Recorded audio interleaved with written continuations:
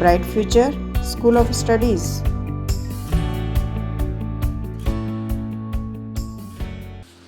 Hello dear students, you are most welcome to Bright Future School of Studies online classes. Dear students, you know very well we are studying the chapter Functioning of Indian Democracy. Today we will study about executive. Clear? इससे पहले हमने discuss किया था previous videos में that there are three organs of the government. Government के सरकार के तीन अंग होते हैं. Clear? Legislature, executive and judiciary. Clear? Legislature के बारे में हम डिस्कस ऑलरेडी कर चुके हैं प्रीवियस वीडियोस में. Today we will discuss about executive. Clear? Executive is very important organ of the government because the functioning of all the organs of government is depend upon executive. Clear? Smooth functioning of all the organs of government is depend on executive and executive is responsible for that. और इसकी जिम्मेदारी भी किसके ऊपर होती है कि government के सभी ऑर्गन्स स्मूथली रन करें. क्लियर? अपनी जो भी जिम्मेदारियां हैं, रिस्पांसिबिलिटीज है, उनको निभाएं. और ये रिस्पांसिबिलिटी किसके ऊपर होती है? एग्जीक्यूटिव के ऊपर. Clear? Dear students, we have already studied that in India there is a federal system.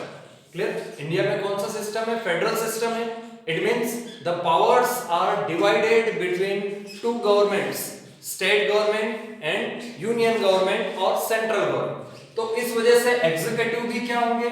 To types के होंगे. There are two types of executive. Clear? Central executive and state executive. और ये एग्जीक्यूटिव के जो two types है ये किसके कारण है? फेडरल फॉर्म ऑफ गवर्नमेंट के कारण. Clear? Central executive for administration of central government at the center and state government for the administration in the states.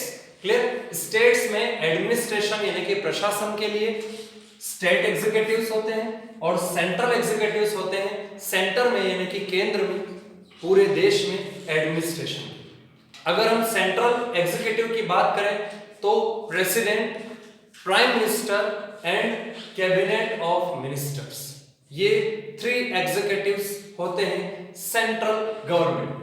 वहीं अगर स्टेट गवर्नमेंट की बात करें तो governor, chief minister and cabinet ministers of the state legislative assembly, ये form करते हैं state executive. Clear? Keep it in your mind.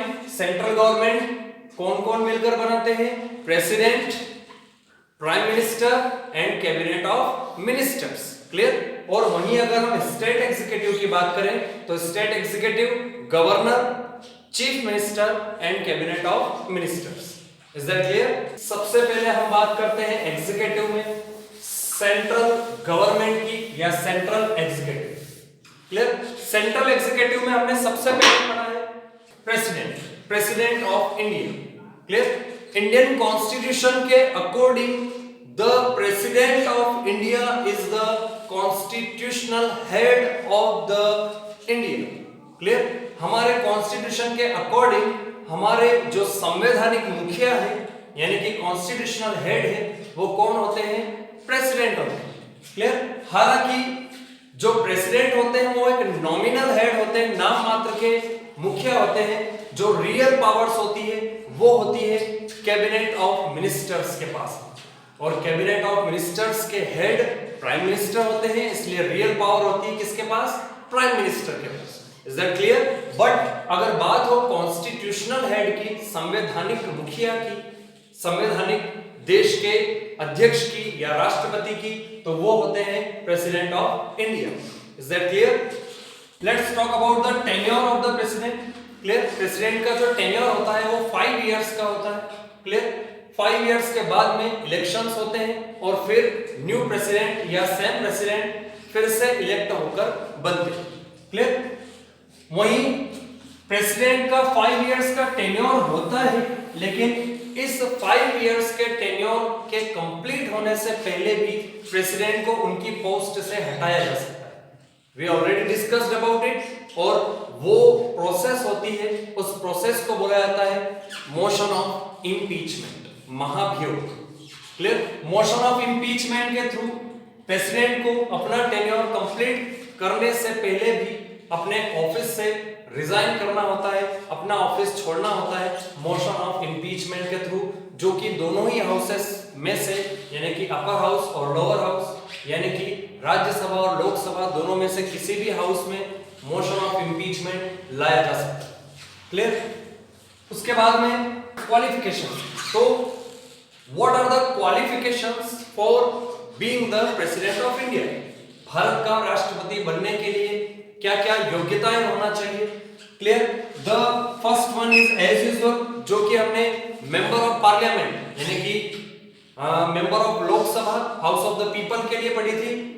ही और she should be citizen of India. Clear? India का सिटीजन होना चाहिए। क्लियर? सेकेंड क्वालिफिकेशन अगर हम बात करें, क्लियर, एज की, जो कि हमने पढ़ा था हाउस ऑफ द पीपल के लिए मिनिमम एज कितनी होती है? 25 इयर्स होती है। क्लियर? काउंसिल ऑफ स्टेट्स के लिए मिनिमम एज कितनी होती है? 30 इयर्स होती है। तो वहीं उसमें 5 और ऐड कर दीजिए, तो मिनिमम एज कितनी होती है प्रेसिडेंट बनने के लिए? 35 इयर्स। यानी कि कोई भी व्यक्ति कम से कम 35 साल यानी कि 35 इयर्स ओल्ड होना चाहिए अगर वो भारत का राष्ट्रपति बनना चाहता है, इंडिया का प्रेसिडेंट बनना चाहता है। क्लियर? थर्ड, उसमें इतनी क्वालिफिकेशंस होना चाहिए कि वो दोनों हाउसेस में से किसी एक हाउस का मेंबर बन सके। It means he possess all the qualifications which are necessary to become a member of upper house or lower house. Clear? यानी कि अपर और लोअर हाउस की जो क्वालिफिकेशंस होती है वो भी फुलफिल करना चाहिए जो भी प्रेसिडेंट का कैंडिडेट हो। और fourth, he should not be on any office of profit under the state government or central government. यानी कि कोई भी गवर्नमेंट जॉब, चाहे वो सेंट्रल गवर्नमेंट के अंडर में हो या स्टेट गवर्नमेंट के अंडर में हो, ऐसी कोई भी प्रॉफिट वाली गवर्नमेंट जॉब पर वो व्यक्ति नहीं हो सकता है जो प्रेसिडेंट बनना चाहता है इंडिया का। So these are the 4 qualifications which are necessary to become the president of India. The first one is he or she should be the citizen of India. The second one is he should have attained the age of 35 years. Clear? Third one, he should possess the qualifications of either of the houses of the parliament. Clear? And the last one is he should not be on any office of profit which is under the state government or central government. Is that clear? So these are the qualifications for being the president of India. Okay. After qualifications, let's talk about the election procedure for president. As I told you in previous videos when we were studying about civics, I told you that the election of House of the People are the direct elections in which the people of the country directly participate and choose their representatives. But if we talk about the election of president, then there is no direct elections. There is an indirect election. Clear? President का जो election होता है वो direct ना होकर indirect election होता है। Direct election वो इलेक्शन होता है जिसमें देश के लोग स्वयं अपने प्रतिनिधि को चुने, अपने रिप्रेजेंटेटिव्स को चुने, खुद वोट डालने जाए, वो इलेक्शन क्या कहलाता है? डायरेक्ट इलेक्शन यानी कि प्रत्यक्ष चुनाव। क्लियर? और वहीं जब देश के लोग या देश की जनता स्वयं वोट न देकर उनके चुने हुए जो प्रतिनिधि होते हैं जिनको हम रिप्रेजेंटेटिव्स बोलते हैं, वो उनकी प्लेस पर चुनते हैं, इलेक्शन में पार्टिसिपेट करते हैं, ऐसे इलेक्शन को हम क्या बोलते हैं? Indirect elections. Clear?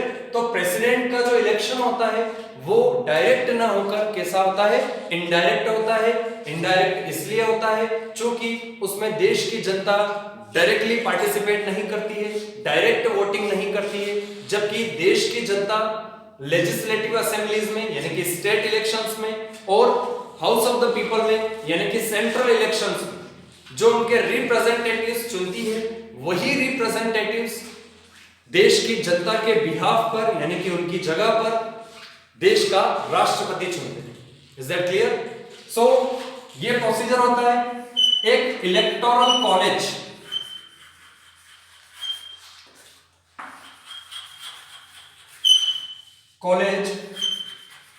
chooses the president.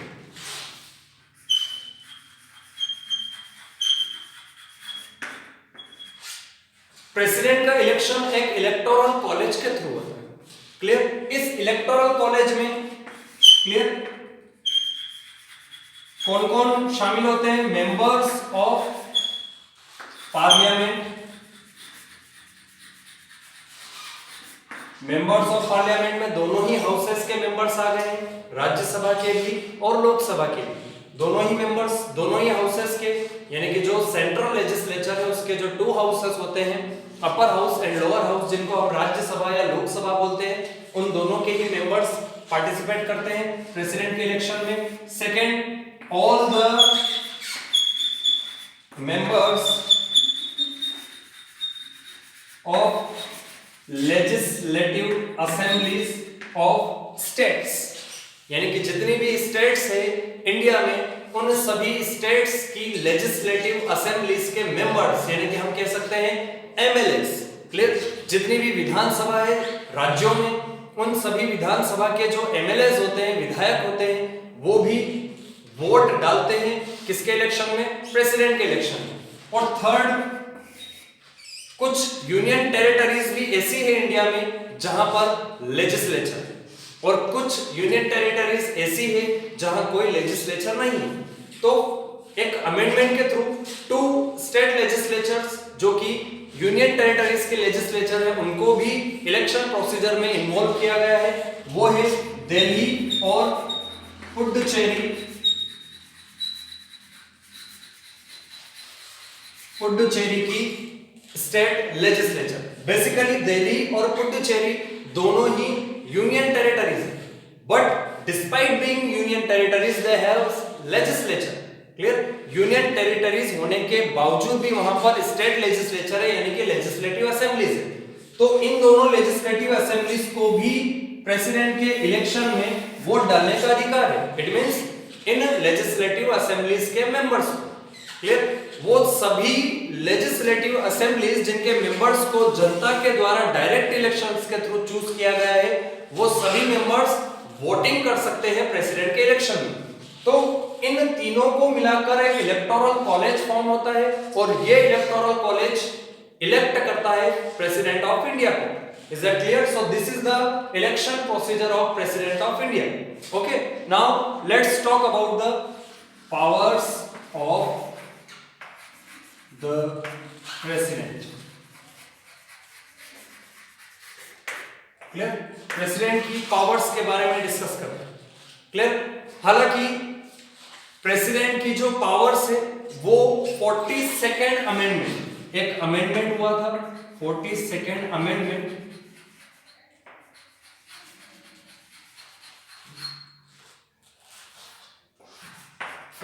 Second amendment में, यानी कि अमेंडमेंट का मतलब होता है संशोधन।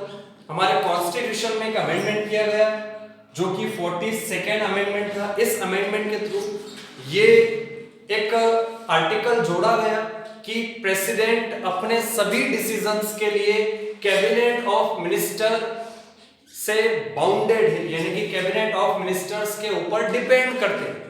यानी कि प्रेसिडेंट वही डिसीजन ले सकते हैं जो उनको सजेस्ट किए जाते हैं कैबिनेट ऑफ मिनिस्टर्स के द्वारा, यानी कि without opinion of cabinet of ministers the president can't take any decision.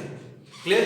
यानी कि प्रेसिडेंट कोई भी डिसीजन नहीं ले सकते किसकी सलाह के बिना, कैबिनेट ऑफ मिनिस्टर्स की सलाह के बिना कोई डिसीजन नहीं ले सकते हैं, वो उनके ऊपर डिपेंडेंट होते हैं। और ये जो आर्टिकल है ये 42nd अमेंडमेंट के थ्रू ऐड किया गया है Indian constitution. Is that clear? अगर हम बात करें पावर्स ऑफ प्रेसिडेंट की, तो सिचुएशन के according there are 2 types of powers of president. Powers of president, 2 तरह तरह की पावर्स होती है प्रेसिडेंट के पास में। पावर्स इन पीस टाइम, जब देश में शांति हो उस समय जो पावर्स प्रेसिडेंट के पास होती है। और सेकंड, पावर्स इन इमरजेंसी, यानी कि देश में जब आपात स्थिति हो, आपातकाल लगा हुआ हो, इमरजेंसी लगी हुई हो, तब प्रेसिडेंट के पास कुछ स्पेशल पावर्स होती है। Clear? So let's discuss about the powers of president which are of two types. Powers in peace time, we can say that ordinary power of the president. Clear? Powers in emergency time, we can say that extraordinary power of the president. Okay, so let's discuss about it.